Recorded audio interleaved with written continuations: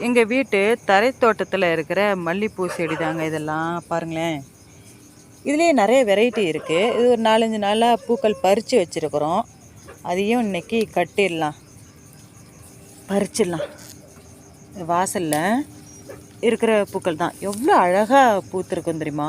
வாசனைன்னா செம்ம வாசனை வரும். பாருங்கள், இப்போ மழை பெஞ்சிருக்கிறதும் செம்மையாக இருக்குது, பார்க்குறதுக்கே அவ்வளோ ஒரு அழகாக இருக்குது.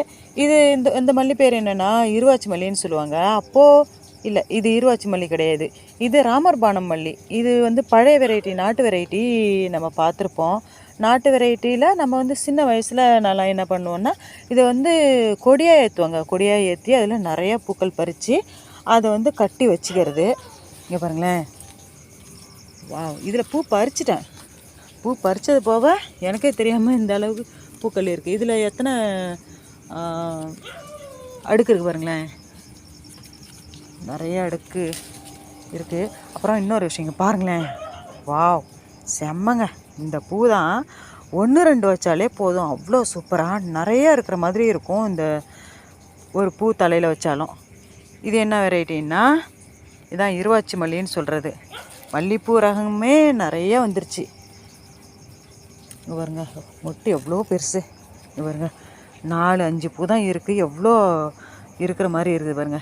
அப்படியே இது என்ன தெரியுமா பண்ணோம், இன்னொரு விஷயம் என்னென்னா, நம்ம இந்த மாதிரி மொட்டெல்லாம் முடிஞ்சிச்சுல, பூக்கள் முடிஞ்சதுக்கப்புறமா இந்த மொட்டோட நம்ம அப்படியே கட் பண்ணிடணும்.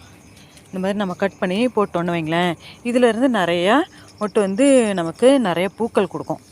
இது பாருங்கள், இதுவும் வந்திருக்கா. இன்னொரு ரகம் காட்டுறேன் நான். இது பாருங்களேன், இது என்னென்னா இந்த 10 அடுக்கு மல்லின்னு சொல்லுவோம் பார்த்தீங்களா, அந்த மல்லி இது.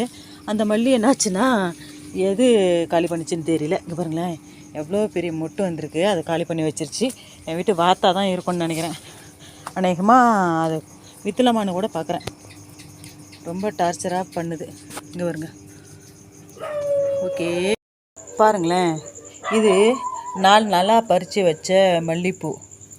இதில் ஒரு நான் கட்டலாம் கட்டலாம் முடியாது. அதுக்காக என்ன பண்ணி வச்சுருக்கோம், நூல்கண்டு ஊசி எடுத்தாச்சு. இந்த மாதிரி நூல்கண்டில் வச்சு கோர்த்து தான் வைக்க போகிறேன்.